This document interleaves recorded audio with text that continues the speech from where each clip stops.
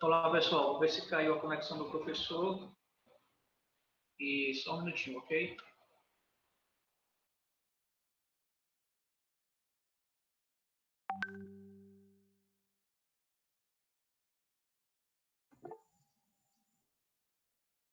Galera, vocês estão me escutando? Todo mundo escutou? Caiu agora há pouco tempo? Tá aí, Anderson? Tô aqui, João. Caiu? Pronto. Beleza. Vocês me escutaram até onde?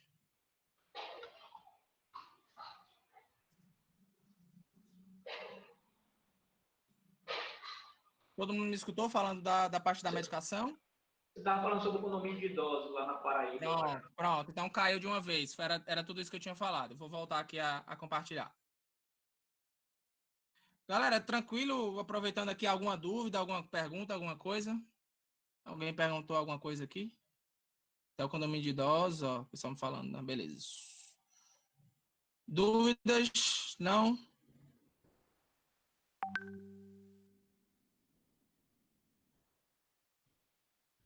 Tranquilo, então. Vamos lá.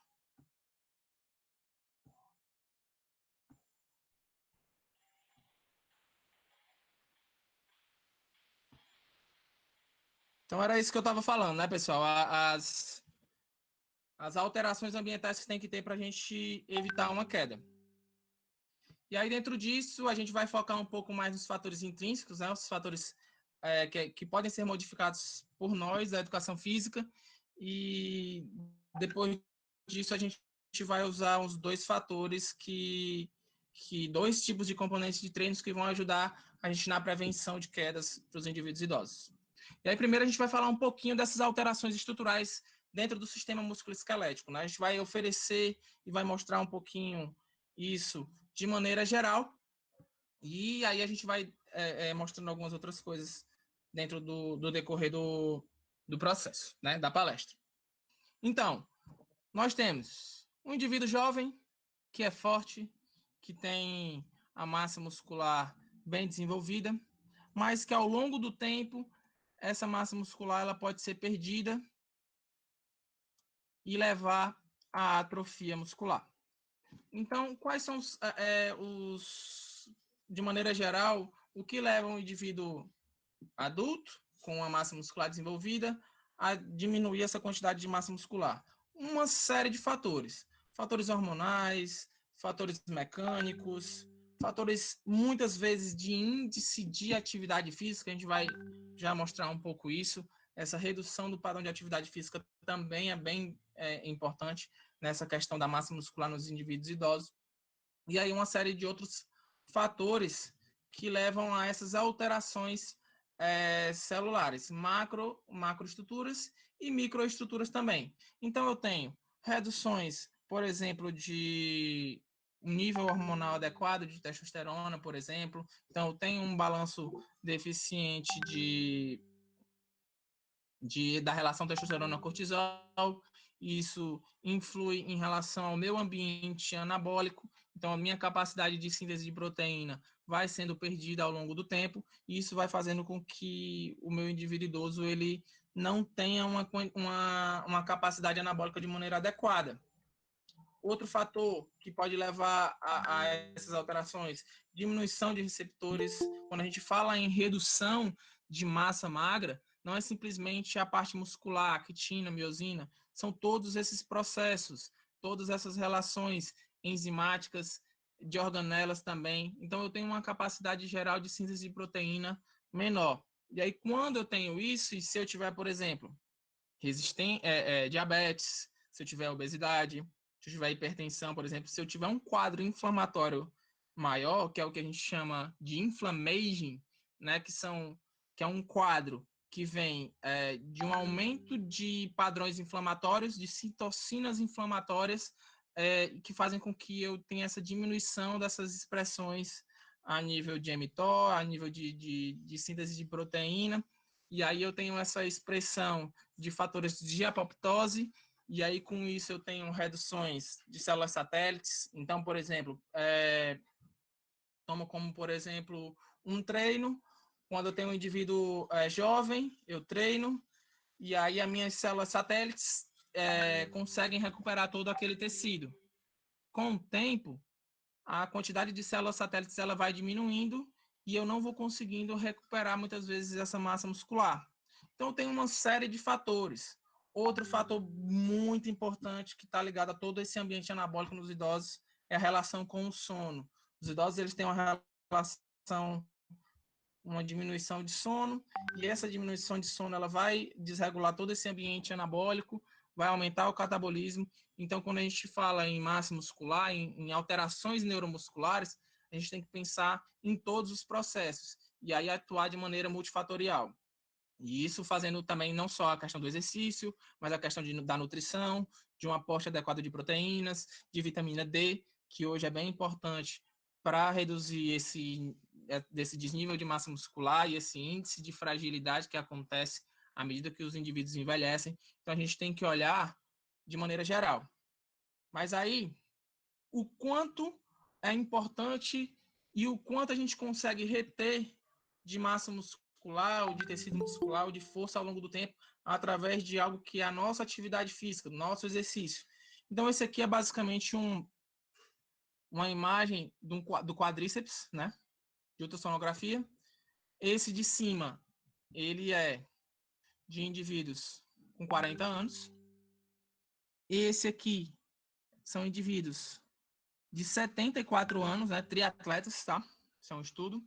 E eles pegaram atletas de triatlon com 70 anos e compararam esses três, 40 anos, 74 anos sedentário e aí 70 anos ativo. Vocês conseguem perceber que o terceiro aqui, né, os idosos ativos e as pessoas adultas aqui, de 40 anos, não tem tanta diferença em relação à massa muscular?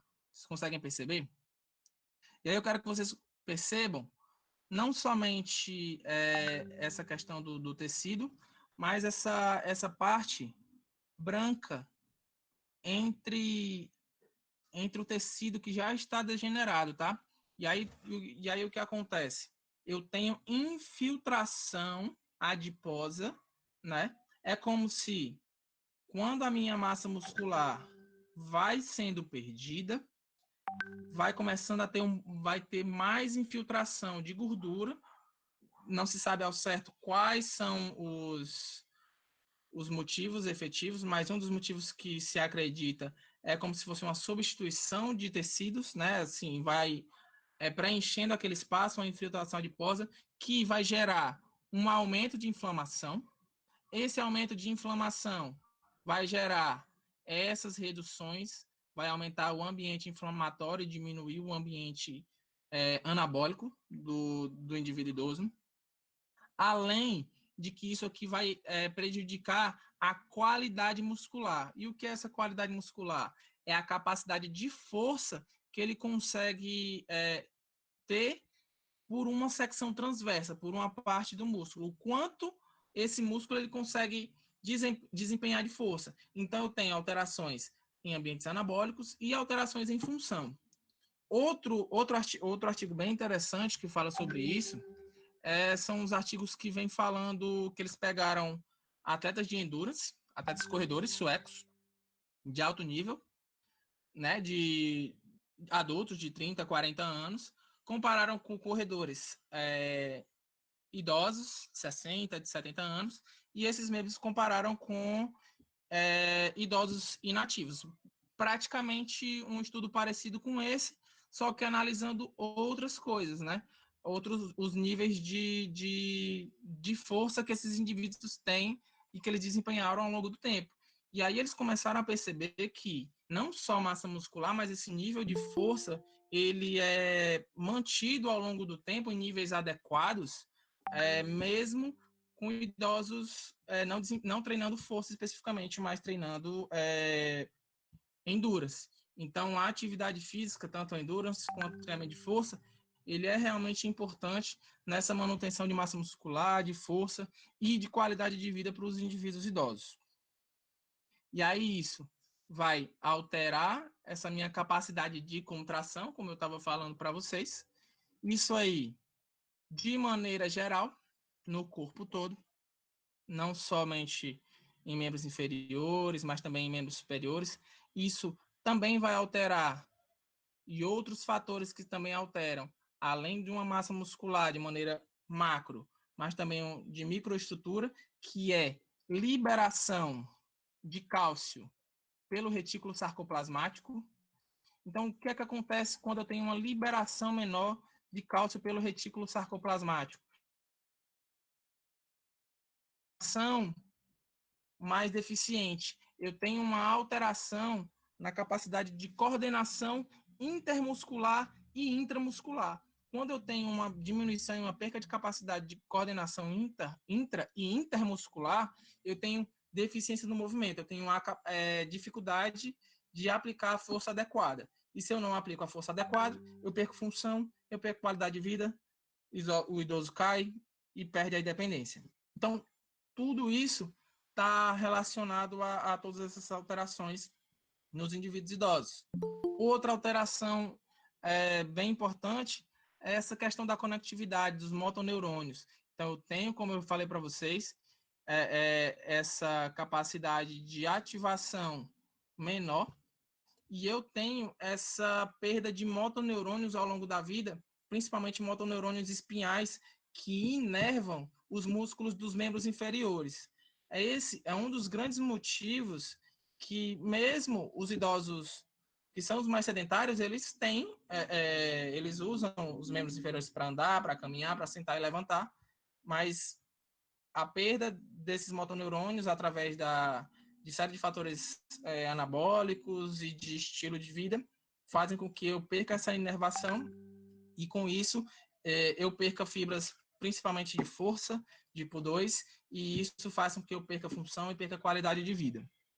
Outra alteração específica são alterações nos tecidos conjuntivos e principalmente nos tecidos conjuntivos em relação ao tendão. E aí o que acontece? Por que e para que isso é importante?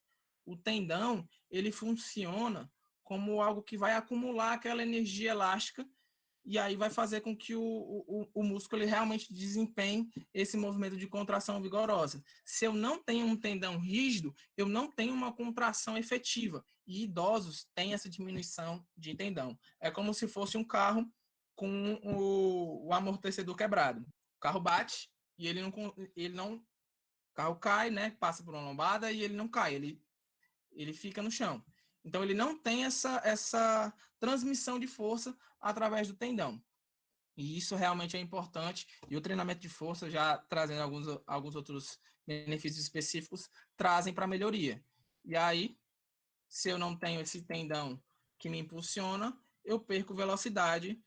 E aí eu tenho uma série de fatores que eu vim falando para vocês, fator de massa muscular, fator de contratibilidade, né, diminuição dos motoneurônios, diminuição da velocidade dessa condução nervosa, diminuição desses fatores em relação à rigidez articular, e tudo isso faz com que o meu idoso seja mais fraco, mais lento e menos funcional.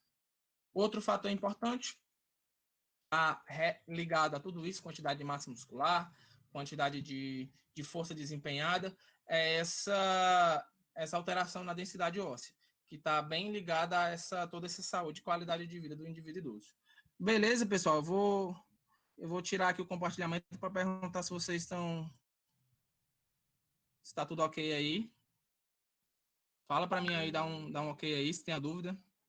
O Berg, não esquecendo do fator psicológico, sem dúvida, Berg. E os fatores psicológicos eles são realmente muito importantes em relação a, por exemplo, que a gente vai tocar um pouquinho mais aqui no assunto de quedas, né? Não só a queda, mas o medo de cair faz com que a gente iniba a atividade física, tenha movimentos sem tanta segurança, e isso também é um fator de queda. Então, são múltiplos fatores. E, lógico que a gente tem que atender e atuar de maneira multidisciplinar também. Nós temos a nossa parte, como o nutricionista tem a parte deles, o geriatra, o psicólogo, o fisioterapeuta. Então, todos juntos conseguem fazer com que a gente tenha um atendimento mais adequado para esses indivíduos idosos.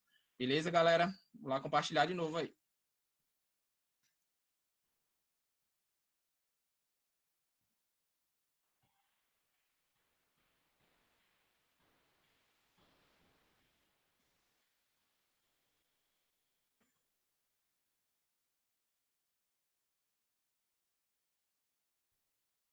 E aí, uma das alterações, né, que é uma das síndromes mais conhecidas, que é a sarcopenia, né, que é uma alteração na força, na massa muscular e trazendo esse grande prejuízo na função dos indivíduos idosos.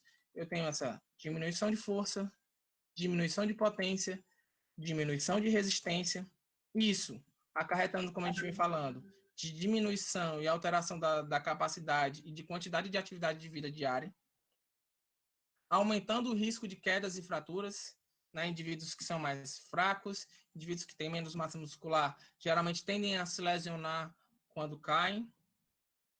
Eu aumento a quantidade de fadiga, porque eu tenho um indivíduo que se cansa mais rápido, que é mais fraco, e aí eu aumento a incapacidade, diminuo a atividade física, de novo, e isso é retroalimentado. Então, esse ciclo nunca para caso a gente não intervenha com exercício, com nutrição e com as atividades que são competentes para a gente estar intervindo em relação a isso.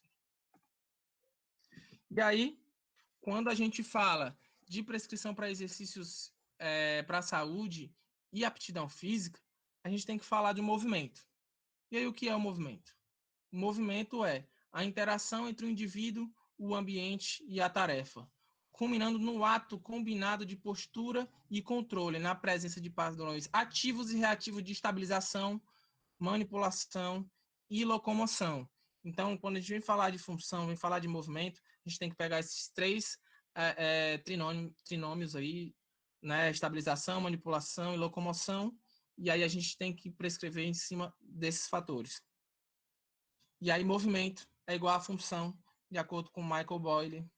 E aí a gente tem, de novo, isso, um movimento que é influenciado pela tarefa, que é influenciado pelo ambiente, que é influenciado pelo indivíduo. Então, se eu tenho um indivíduo que é mais forte, ele vai se movimentar de uma maneira diferente, ele vai modificar o movimento. Se eu tenho uma tarefa diferente, esse movimento ele vai se modificar. Então, se eu tenho um ambiente diferente também. Exemplo, eu posso ter indivíduo que a tarefa pode ser dificultada ou não. Por exemplo, um agachamento, ele pode ser feito um agachamento livre.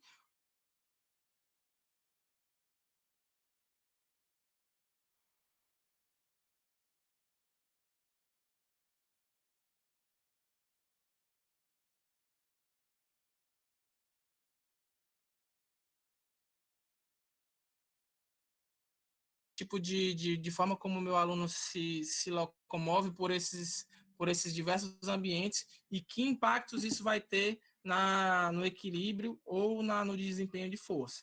Se eu tenho um indivíduo, por exemplo, que ele está, como o Berg falou, fator psicológico, e eu citei o exemplo do medo de queda. Um indivíduo que tem um medo de queda, ele se movimenta de maneira diferente. Ele é mais lento, ele é mais receoso. Então, os padrões de aptidão de um indivíduo que tem medo de queda, e tem alguns fatores que você consegue verificar se ele tem alto ou baixo nível de queda, nível de medo de queda, então você consegue verificar.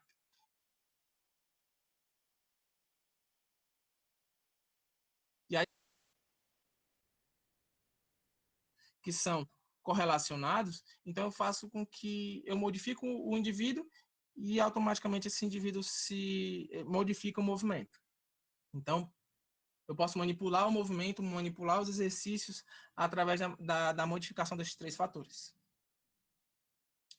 E aí, dentro desses exercícios que a gente, dentro dessa prescrição que a gente vai estar trabalhando aqui com vocês, está mostrando um pouco para vocês, a gente vai estar abordando dois fatores, tanto o treinamento de força quanto o treinamento de equilíbrio, que são os dois fatores que são hoje principais para manutenção da qualidade de vida e também prevenção de quedas, que é o que a gente vem falando um pouquinho aqui. E aí, por que a força? Por que a força é tão importante? E aí, esse estudo ele vem falar de maneira bem interessante, que ele pegou idosas, tá? E eles começaram a comparar alguns exercícios, alguns testes de força, tá? De membro inferior, de membro superior, funcionais, que são bem utilizados para idosos. E eles começaram a comparar esses idosos que tinham níveis de força mais altos e risco de mortalidade.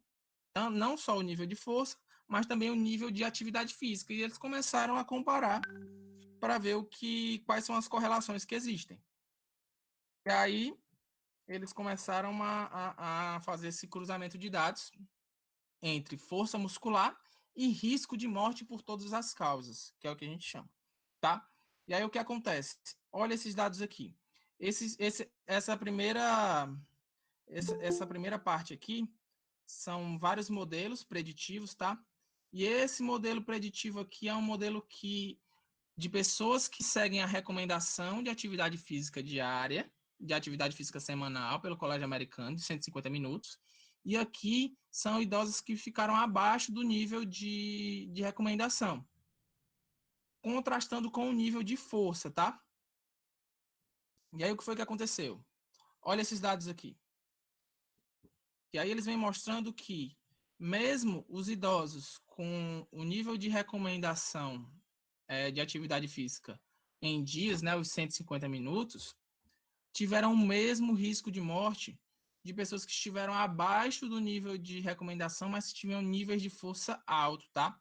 Isso aqui, esse nível de força foi testado pelo teste de sentar e levantar da cadeira, que é um teste bem funcional e bem utilizado em vários padrões funcionais para verificar a força de membros inferiores em idosos.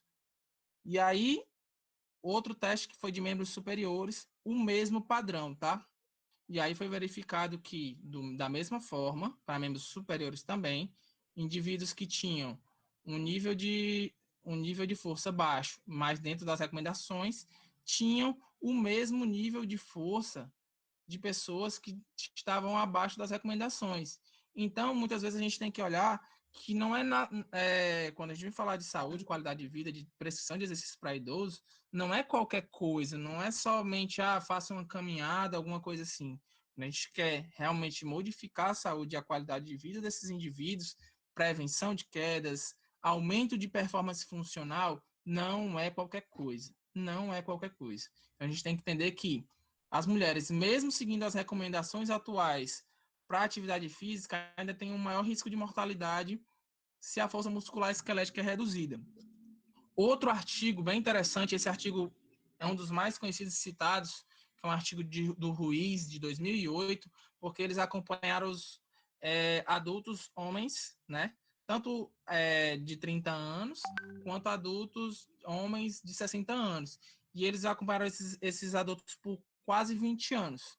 E eles descobriram que os idosos que tinham níveis de força baixo, eles tinham um índice de mortalidade de quase 60% maior do que os idosos que tinham níveis de força alto. Então, isso é realmente importante porque força está ligado à saúde, à qualidade de vida e sobrevida. Então, é por isso que o treinamento de força ele é muito importante e ele vem sendo efetivamente e exaustivamente debatido ao longo do tempo, porque está ligado a esse padrão de mortalidade dos indivíduos idosos de maneira geral. E aí, a gente tem essas adaptações de maneira geral do treinamento de força. A gente tem uma melhora de força entre 20% e 70%. A gente tem melhoria de coordenação intramuscular, coordenação intermuscular, melhoria de recrutamento de unidades motoras, aumento de excitabilidade dos motoneurônios espinhais, melhoria do perfil enzimático, e outras alterações que a gente pode, hipertrofia muscular e outras alterações que a gente tem dentro desse setor, aumento de receptores também. Então, tudo isso faz o treinamento de força ser realmente importante para esses indivíduos.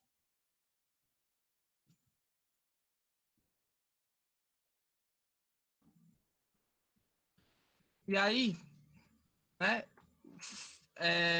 esse estudo é um estudo bem legal porque ele mostra algumas alterações mostrando o tipo de carga que é utilizado e quais são os impactos dessa carga, não só na força, mas também na performance funcional dos indivíduos idosos, homens e mulheres.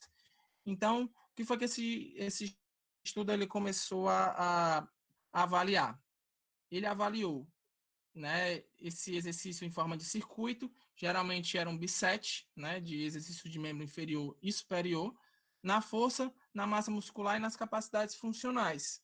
Aqui, treinando de forma de bisete, 2 vezes por semana, durante 12 semanas.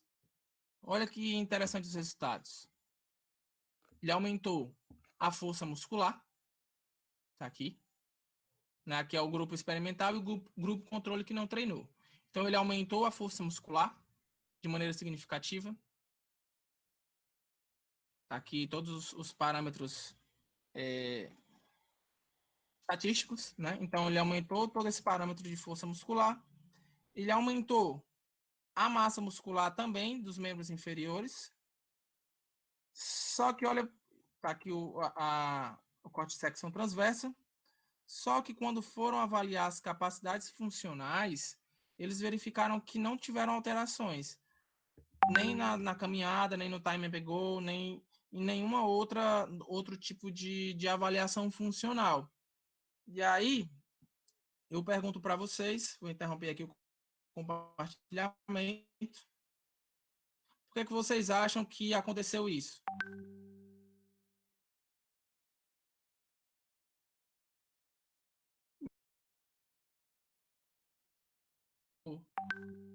No grupo controle, não. E aí mostrou evolução tanto em força quanto em massa muscular, mas não mostrou evolução nas capacidades funcionais. E aí eu pergunto para vocês, por que não ocorreu, por que vocês acham que não ocorreu melhoria, mesmo aumentando força, mesmo aumentando massa muscular, mas não aumentou melhoria nas capacidades funcionais? O que vocês acham? Fala aí para mim.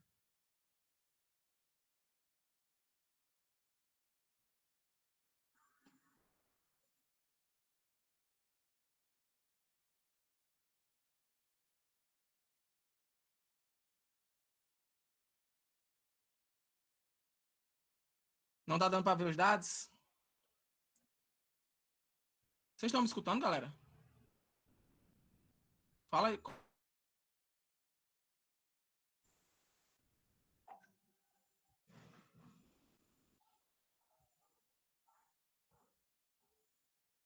Tá travando, tá travando.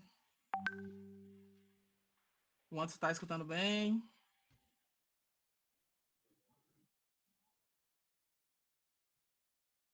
Tá ouvindo, tá travando.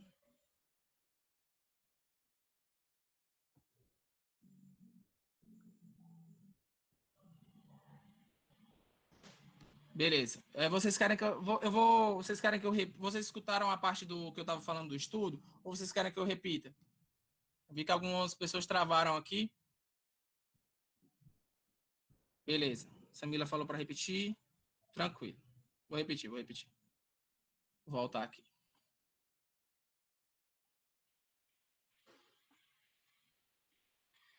Esse estudo aqui foi um estudo que comparou, né, um grupo controle com um grupo experimental.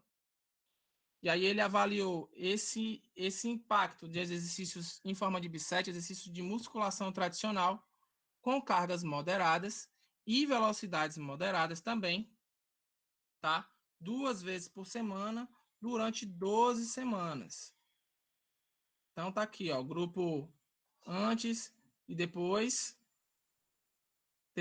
teve melhora do grupo experimental, tá? Em força, nos padrões de força, em um RM do leg press, principalmente, força dinâmica de extensão de joelho.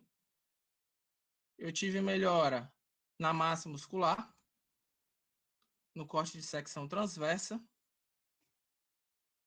E aí eu não tive melhora nas capacidades funcionais. Foi isso que eu estava falando para vocês, tá? Houve melhoria de força, né, nos parâmetros observados, melhoria de massa muscular, de secção transversa, mas eu não tive melhoria das capacidades funcionais.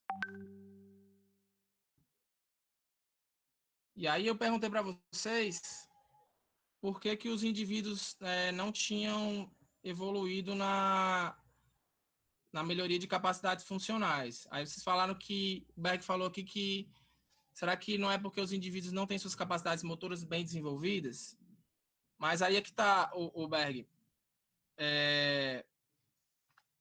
Eles eram indivíduos nas mesmas condições, tá?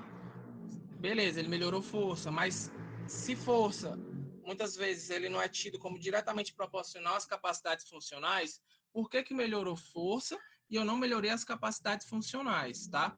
Então, isso é algo que realmente a gente tem que refletir o que é que está ligado em relação a isso. Melhorou força, mas não melhorou capacidades funcionais. Então, será que a gente sai de todos os treinos de força que a gente faz, a gente pensava que melhorava as capacidades funcionais, agora a gente está vendo que não é bem assim que acontece. Nem só os treinos de força, nem todo treino de força pode ser que melhore as capacidades funcionais ou para alguns grupos não vai melhorar.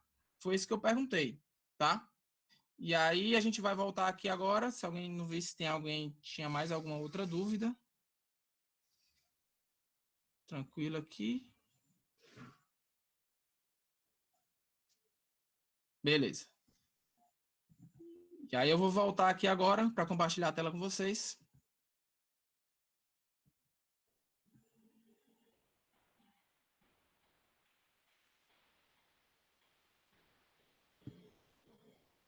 Para mostrar esse gráfico aqui. E aí ele vai fazer com que a gente entenda um pouco sobre esses conceitos, tá?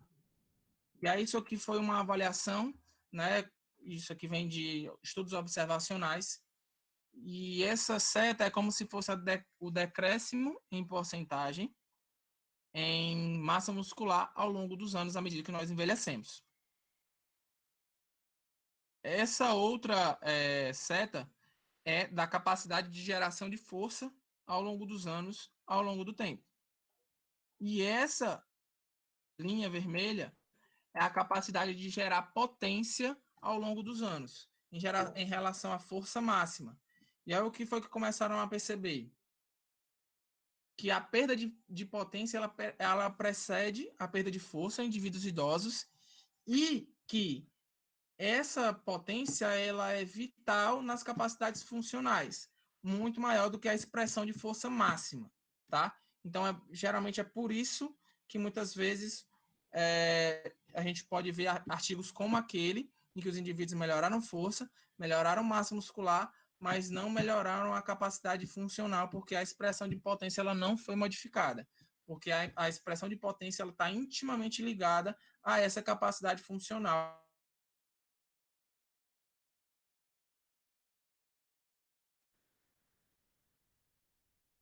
Conceitos, foi verificada que o impacto, né, da velocidade do movimento, do treinamento de força em idosos, tá? E aí o que foi que eles começaram a verificar? Compararam exercícios em alta velocidade,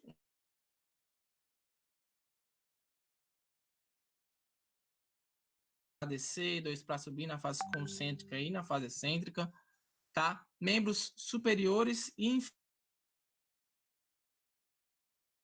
sprint, capacidades funcionais e qualidade de vida. E aí no grupo rápido, que era os exercícios, 3 séries de 8 repetições, e aí essa carga ia sendo 45 para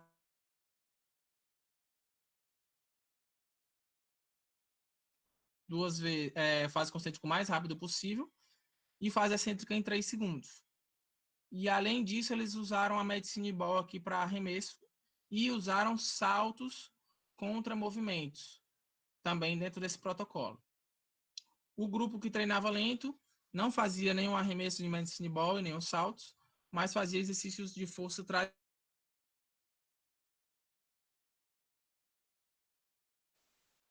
fase concêntrica e excêntrica 3x3. E teve o grupo controle também. Intervalo 1 minuto, 3 vezes por semana, durante 48 horas, né, o espaço entre uma sessão e outra. E aí, quando eles olharam os resultados, esse treinamento de força baseado em altas velocidades, ele teve incrementos bem maiores na aptidão funcional dos indivíduos idosos. Ele teve esse aumento nos dois grupos, mas o grupo que treinou mais rápido, ele teve um incremento maior do que os indivíduos que treinaram de maneira mais tradicional no treinamento de força, que é o que a gente comumente vê por aí. Ou cargas mais altas, ou cargas mais leves, como a gente viu no outro estudo, e essa aptidão funcional ela foi ligada com uma expressão maior, né, nesses indivíduos que treinaram mais rápido. Os indivíduos que treinaram com potência tiveram um incremento maior nessas capacidades funcionais. Esse outro estudo aqui, ele também verificou esse impacto dessa alteração de velocidade nos indivíduos idosos, né, trabalhando 10 semanas de treinamento de potência com 10 semanas de treinamento tradicional, né, contra 10 semanas de treinamento tradicional, 2 vezes por semana. Então, eles avaliaram força dinâmica máxima, potência e capacidades funcionais. E aí, esses idosos eram sedentários e saudáveis. Esse aqui é o quadro que mostra a evolução do grupo potência, tá?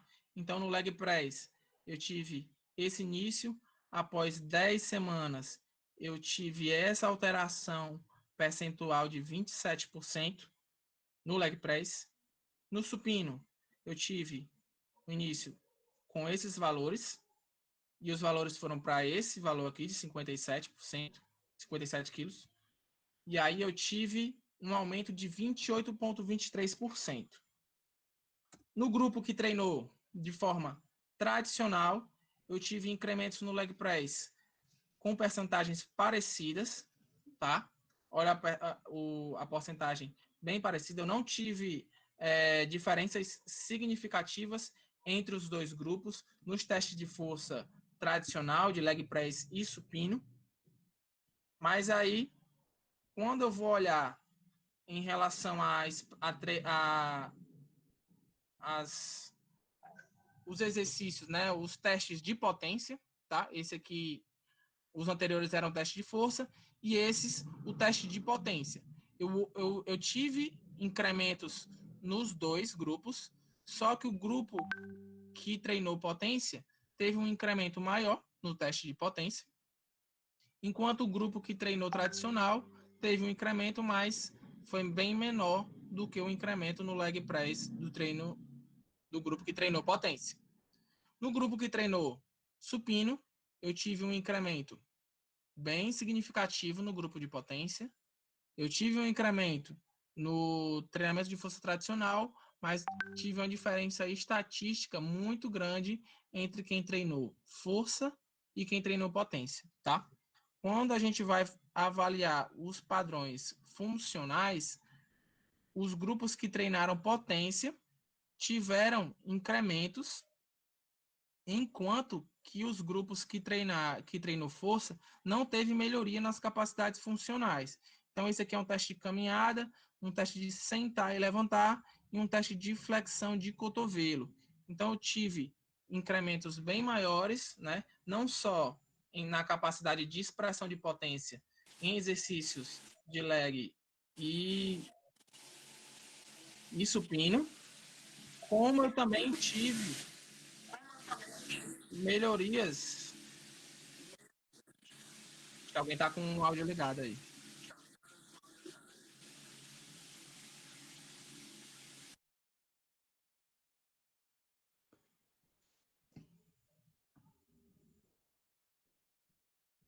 Beleza, pessoal, tranquilo até aqui?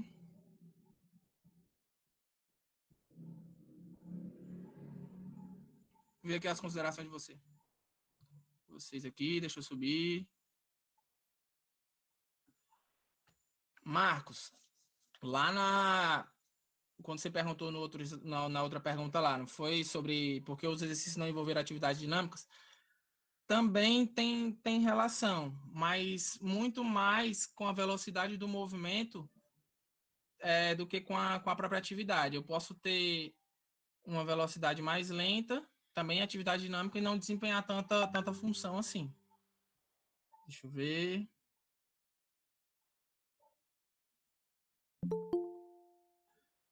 O Berg falou em questão das motricidades, né, Berg?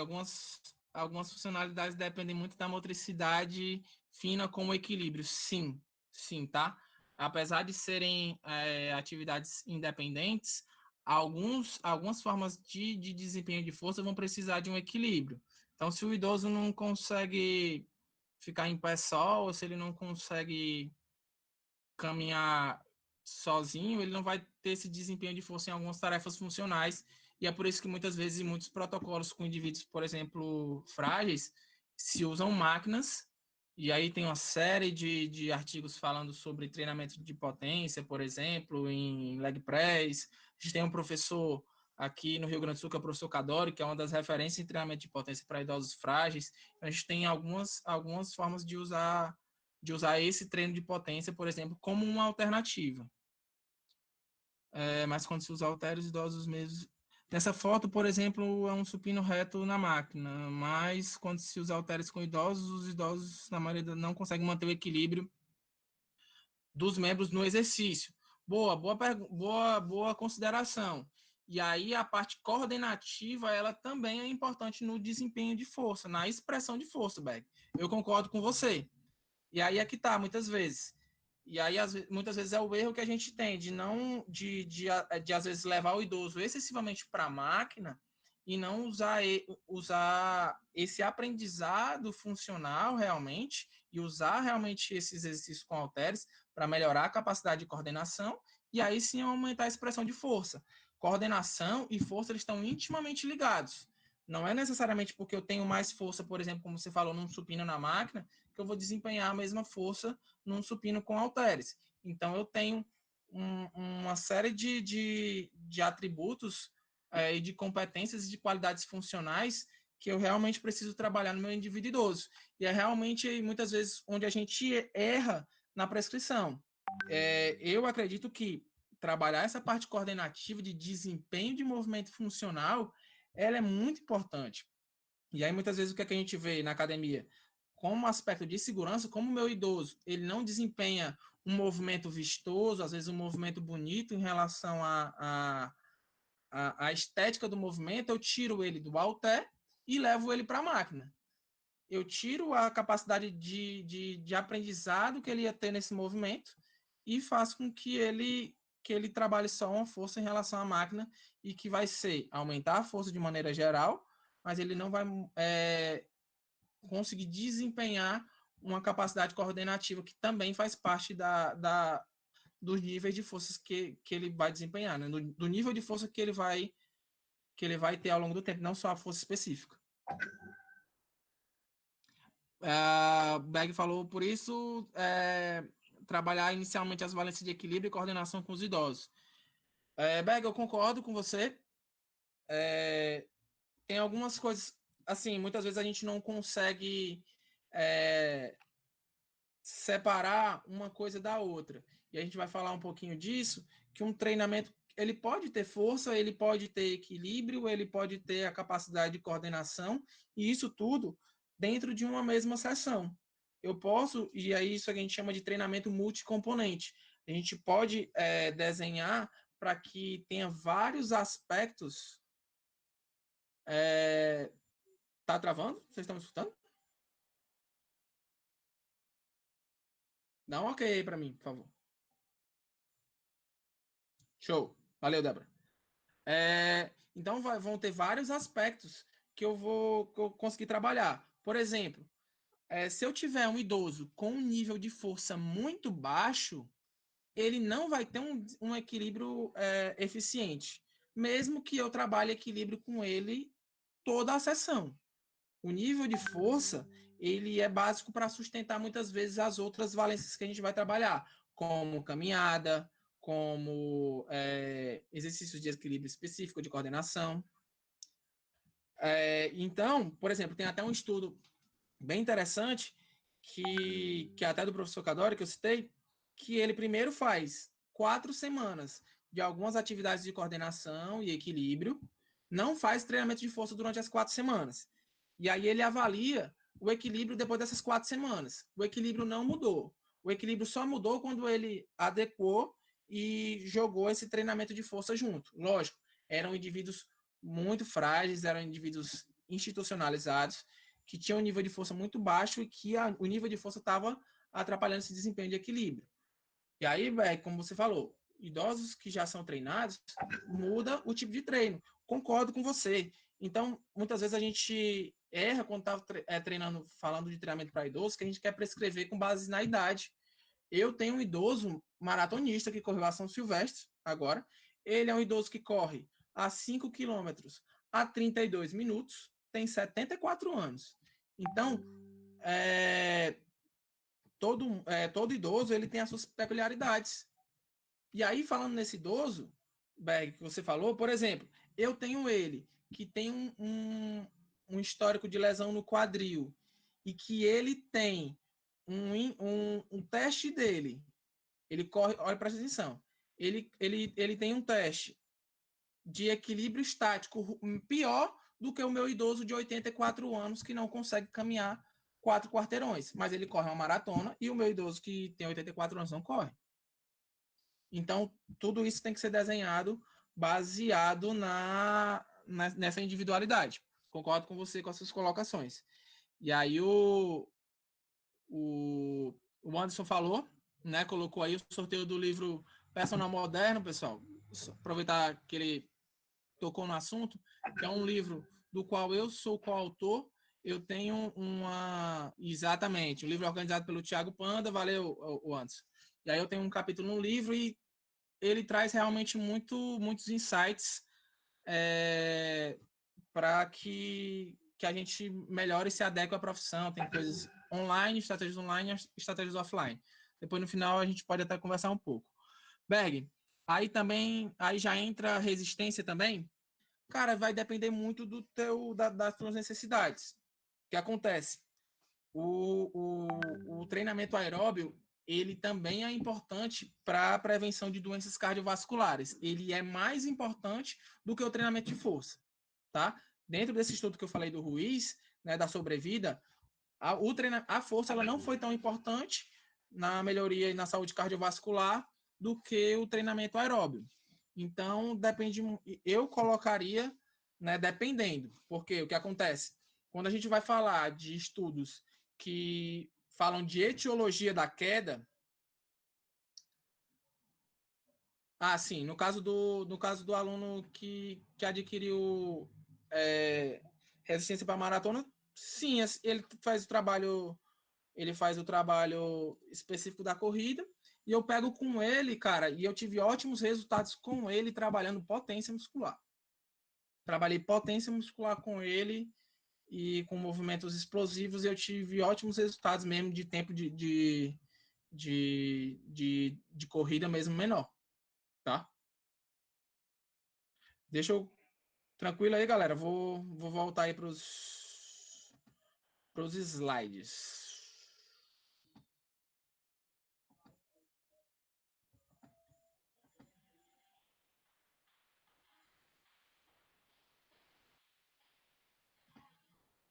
E aí, galera, existem alguns tipos de diretrizes para a gente melhorar essas capacidades funcionais com os indivíduos idosos através do treinamento. Eu mostrei um pouco desse lado das melhorias dos exercícios voltados para a potência, mas exercícios tradicionais de força também são importantes e cabem dentro da metodologia, tá? Não é uma coisa que anula a outra.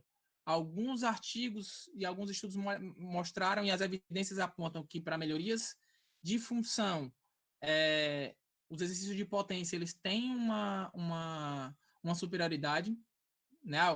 Muitos estudos vêm mostrando isso ao longo dos anos, mas que eu não preciso abandonar os exercícios tradicionais. E eu posso...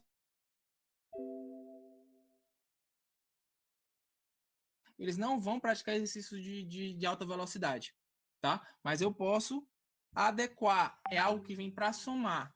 Muitas vezes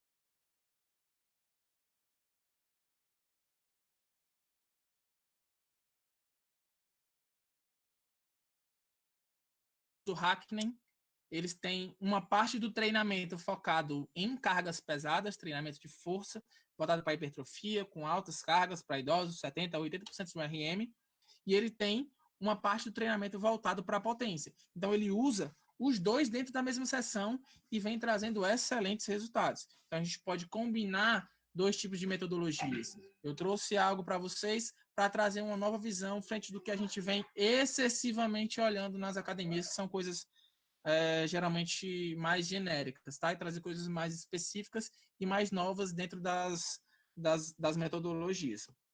Então, anota essas estratégias, essas formas de progressão para a melhoria das capacidades funcionais dos indivíduos idosos, tá? Então, anota. Com as atividades de vida diária.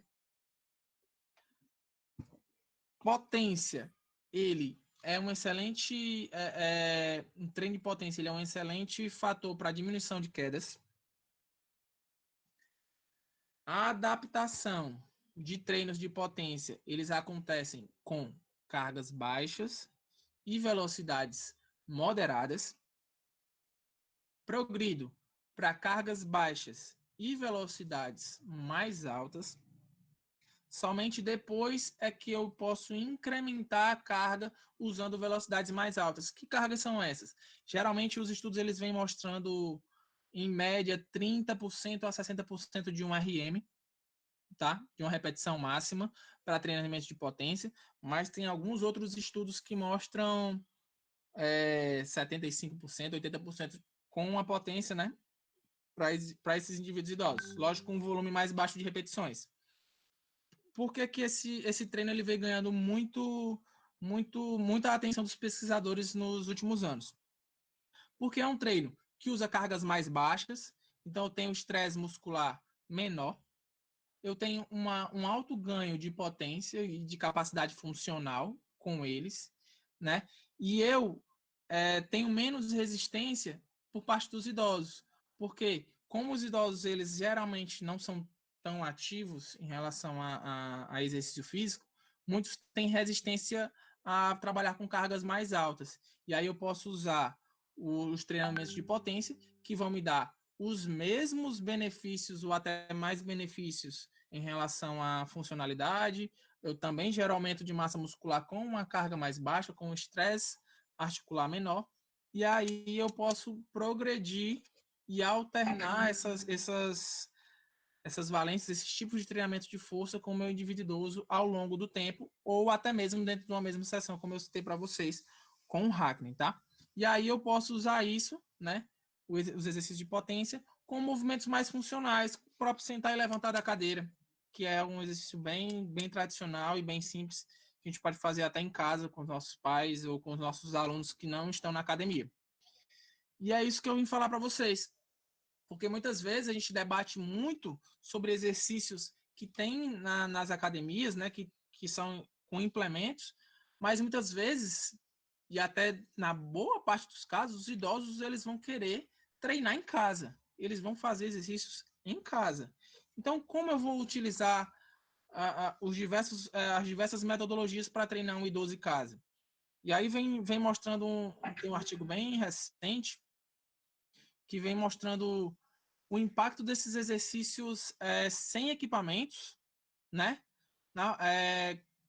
Comparando o exercício excêntrico e o exercício concêntrico, né? Um exercício só de maneira excêntrica, sentar e levantar só excêntrico, sentar e levantar só concêntrico, com idosos saudáveis durante 8 semanas, tá, pessoal? Então, isso aqui é uma ótima alternativa, uma ótima metodologia para treinar um idoso, né? O treinamento resistido manual. E aí vocês vão ver o impacto que isso vai ter na função e na massa muscular e na força do indivíduo idoso, tá?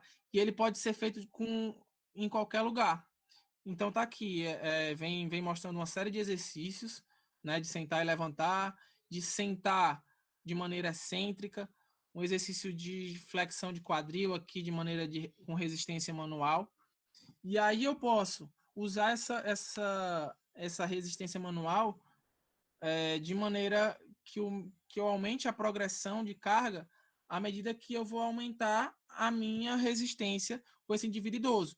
Então, eu posso ganhar estratégias de aumento de sobrecarga. Porque quando a gente vai treinar um idoso em casa, a gente não vai conseguir levar uma série de coisas, a gente não vai levar barra, a gente muitas vezes não vai levar algumas caneleiras, e muitas vezes essas caneleiras ao longo do tempo vão se tornando defasadas. Então eu posso usar a resistência manual para trazer uma sobrecarga a mais e uma nova alternativa, e eu acredito que isso é uma excelente alternativa para esse momento de pós-pandemia, porque pelo menos os idosos vão passar um pouco de tempo afastados das academias e das aglomerações. E aí, como resultado, né, os dois exercícios, tanto os exercícios que focaram na parte excêntrica quanto os que focaram na parte concêntrica, aumentaram os padrões funcionais, só que nesses exercícios, nessa metodologia, os exercícios excêntricos se mostraram superiores, né? E aí, quando a gente vai observar os tipos de exercícios excêntricos que a gente pode fazer, além desses, um bem específico e que gera muito fator de risco para o idoso, porque ele não sabe controlar a carga excêntrica, é descer da escada. Então, descer da escada, e tem metodologias, tem estudos mostrando que os exercícios somente usando a descida da escada melhoram muito padrões funcionais de marcha, de equilíbrio, de coordenação. Então, tudo isso é uma nova alternativa, uma alternativa diferente para que a gente saia apenas de movimentos mais básicos, mas use movimentos excêntricos também dentro do nosso programa de exercícios, não só em casa, mas também na academia a gente pode usar como uma outra alternativa. Tranquilo até aqui, pessoal? Deixa eu interromper aqui meu compartilhamento aqui para ver aqui se tem alguma dúvida. Muita gente falando.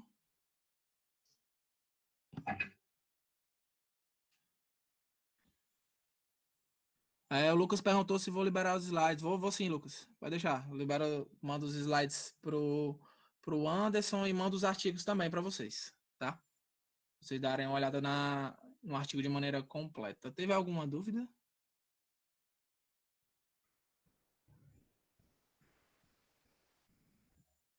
Deu para entender aqui até agora, pessoal?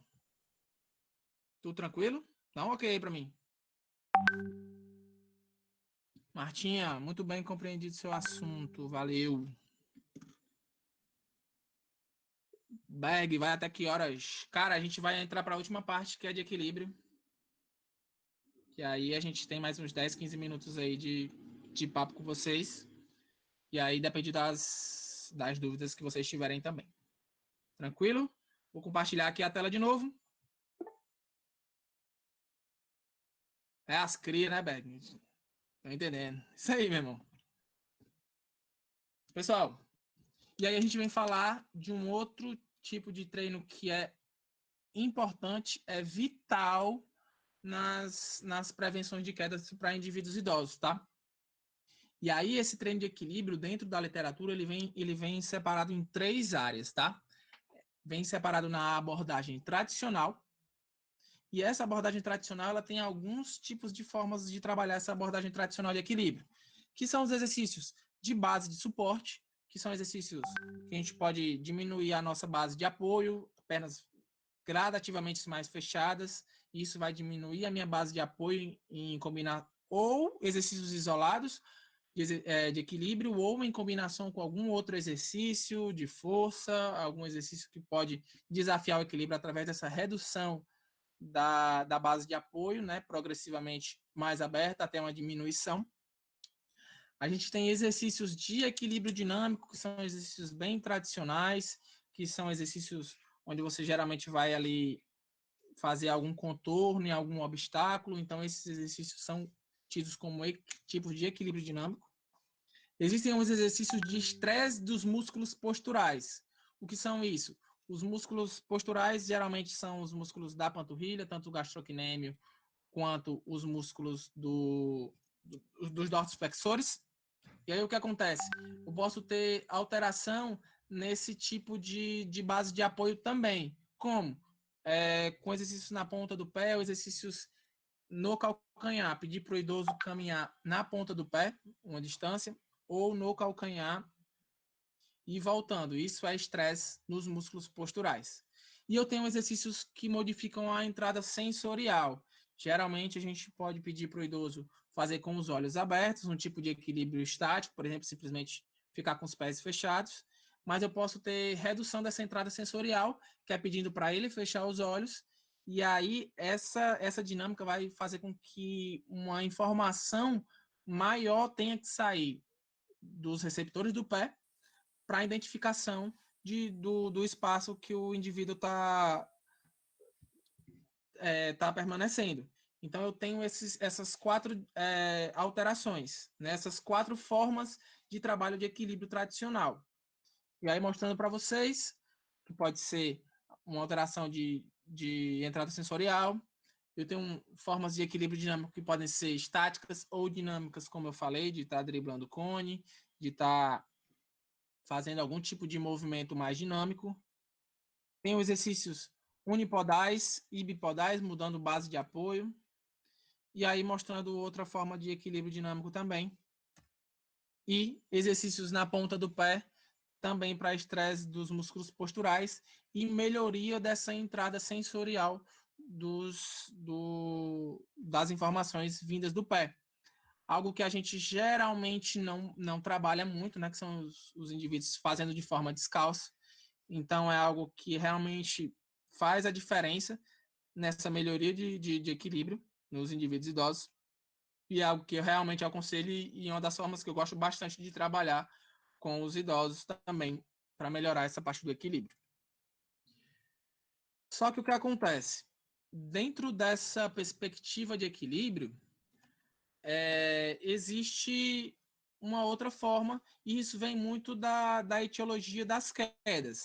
Eu quero que vocês falem para mim, vou até interromper o compartilhamento para fazer essa pergunta para vocês. O que é a queda? Quero que vocês definam para mim rapidinho. Enquanto eu já te respondo, Nayara, não entendi a última dos olhos fechados. Quero que vocês definam para mim aqui o que é queda. O que é uma queda?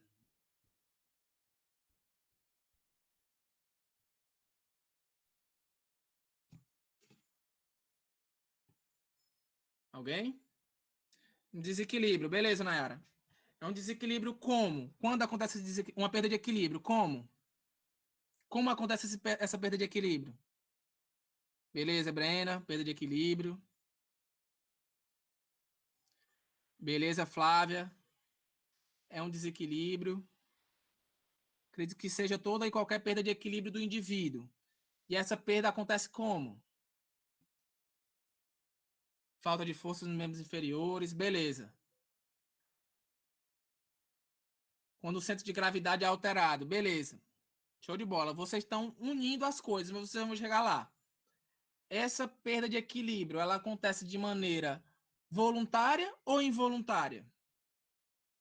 Responde aí para mim. Beleza. Fidel falou das duas formas. Duas formas. A Luísa falou involuntária. Eu tô falando na queda, tá, pessoal? Quando eu caio, o desequilíbrio, a desequilíbrio junto com a falta de força, ela acontece de uma maneira voluntária ou involuntária? A Aline falou involuntária. Beleza.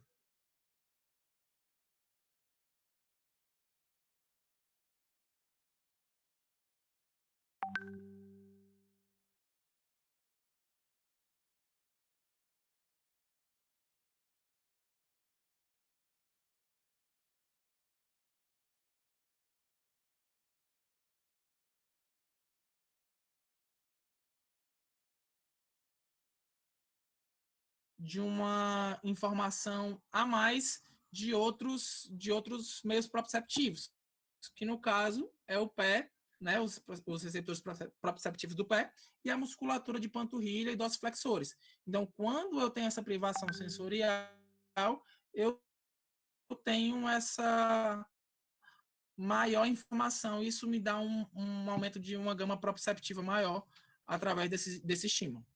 Travou? Travou, galera? Estão me escutando? Tá. Agora vocês estão me escutando. Beleza, voltou. Então, Nayara, o que é que eu estava falando? É que quando eu fecho os olhos, eu tenho eu dependo de uma maior entrada proprioceptiva de informação dos receptores do pé e da musculatura de panturrilha e de dorsiflexores também. Então, por quê? Porque os meus olhos eles são muito importantes nessa detecção de profundidade e na distância.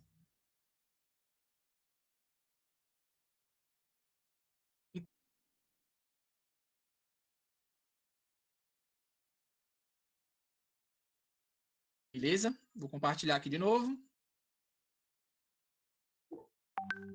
Travou? Nós estamos escutando agora? Isso, a propriocepção do pé. Show. Beleza, galera.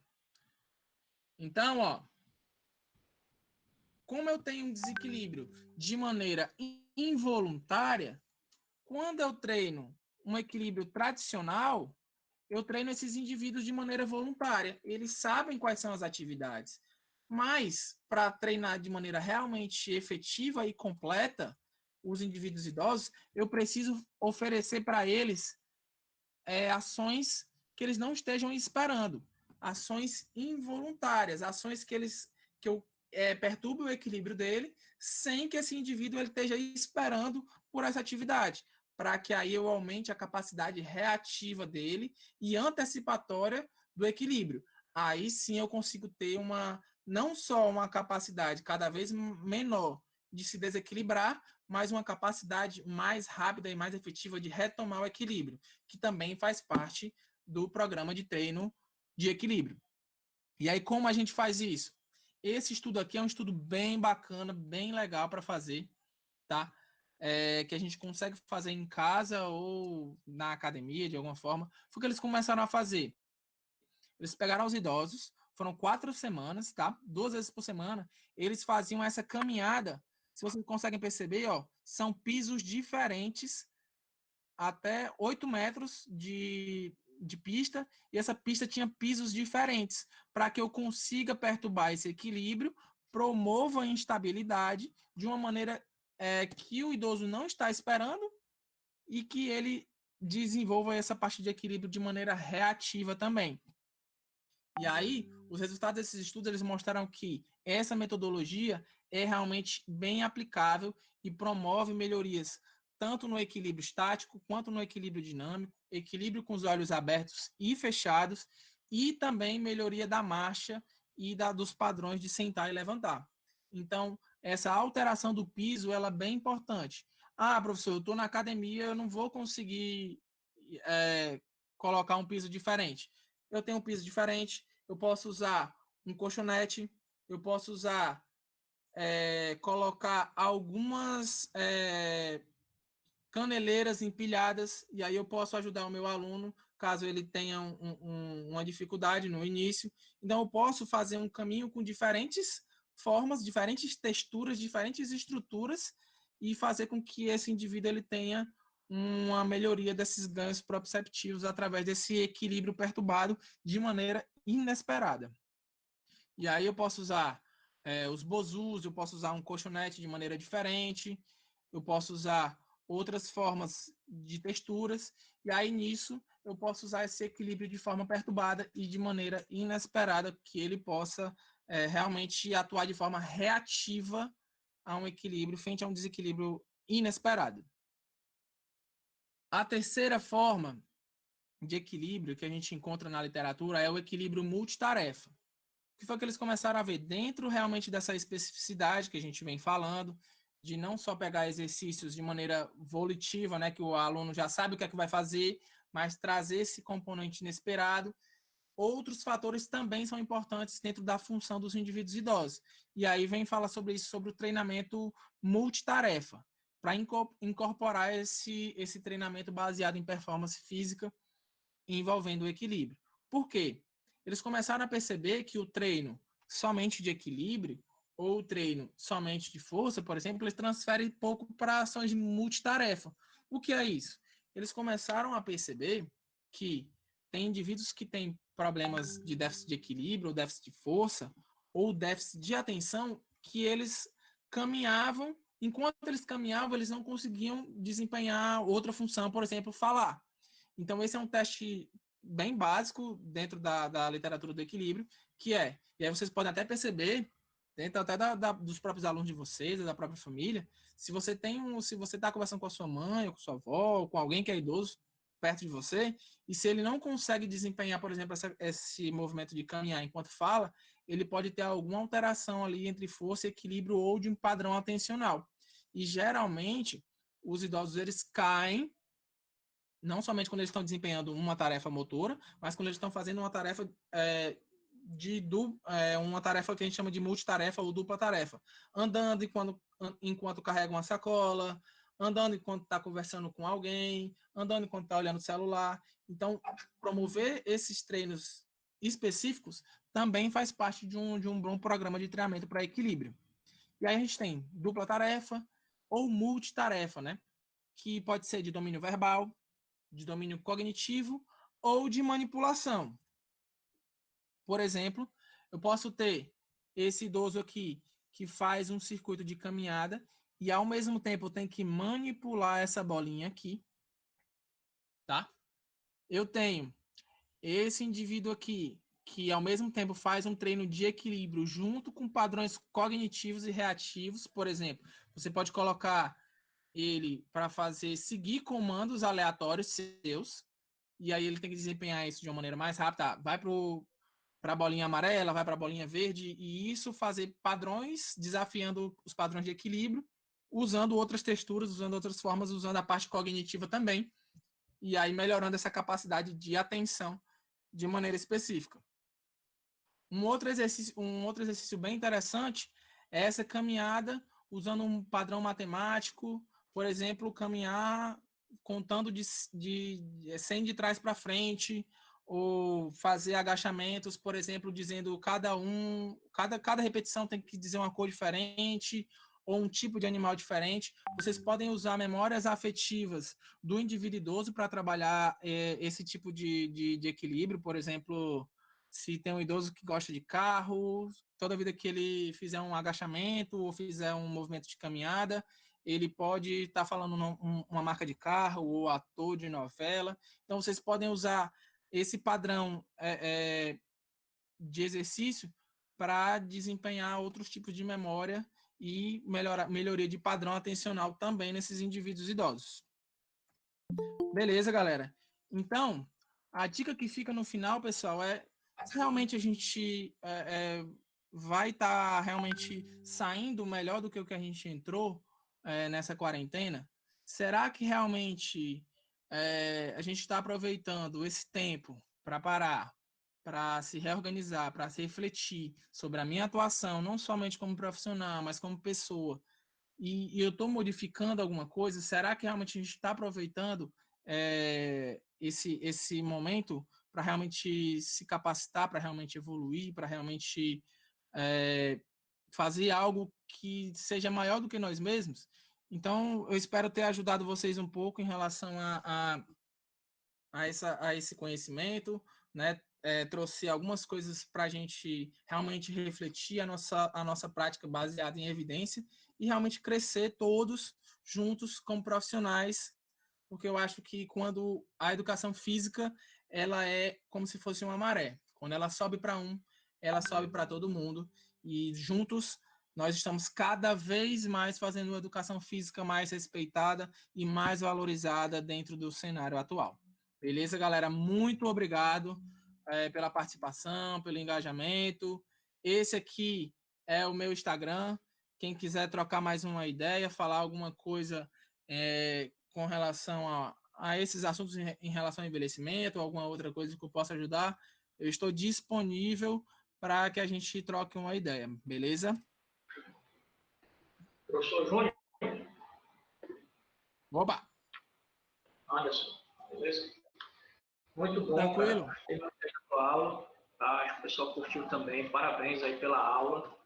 E eu queria fazer uma pergunta, mas que você pudesse deixar aí para os nossos amigos Claro. uma mensagem de como, uma dica. Eu vejo que você tem no seu Instagram, nas suas redes sociais, você tem trabalhado também o lado online, assim como também o Uhum. lado offline, claro.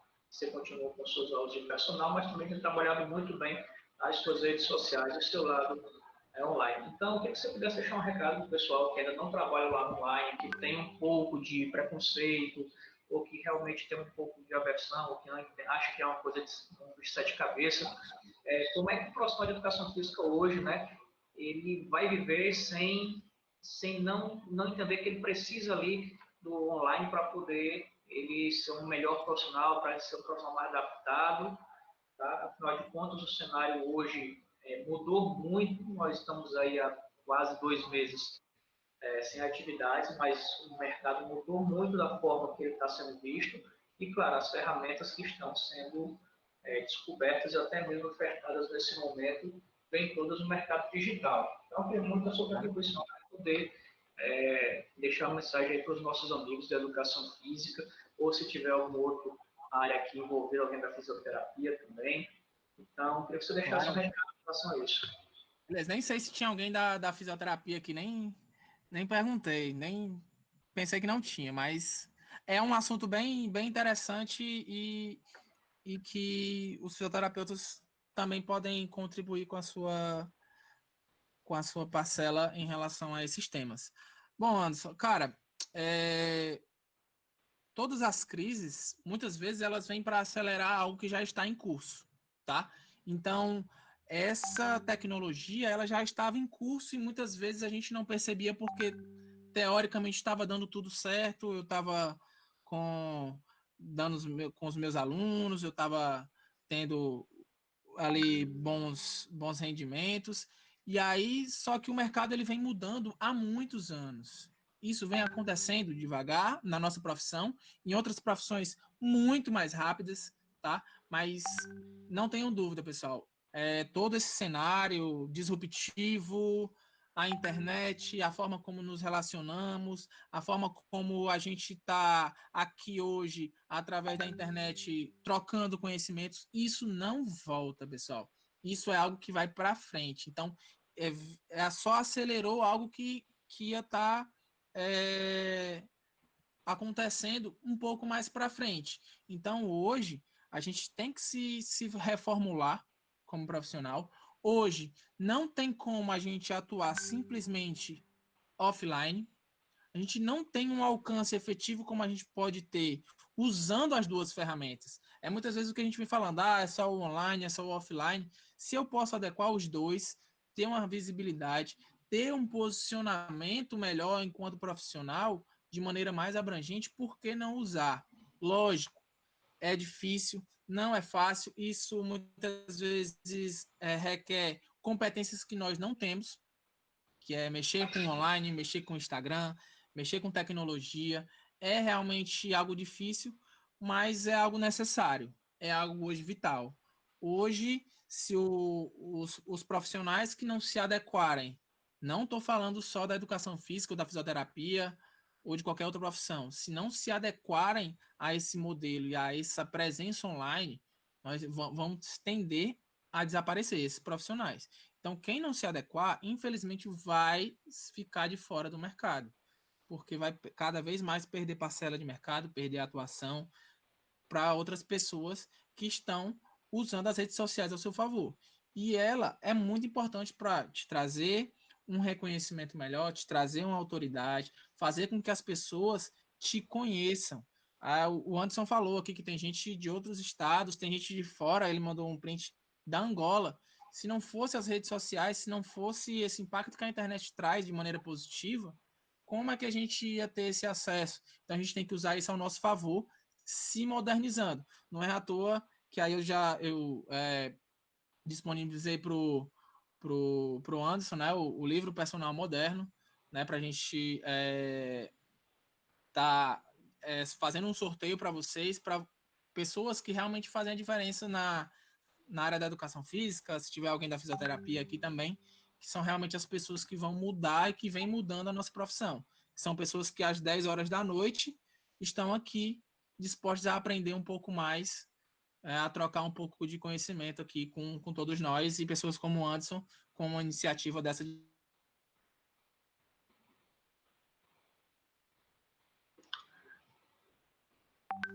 Acho que caiu um pouquinho aí. Alô?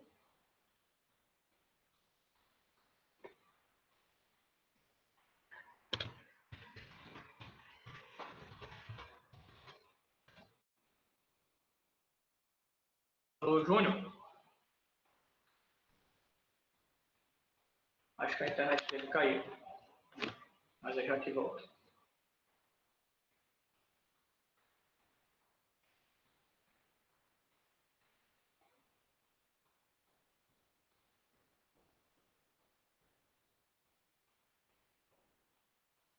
Alô?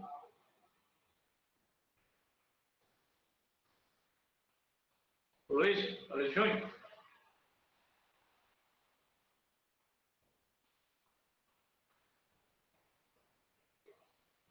Não, acabou de vez não. Ele vai voltar aqui.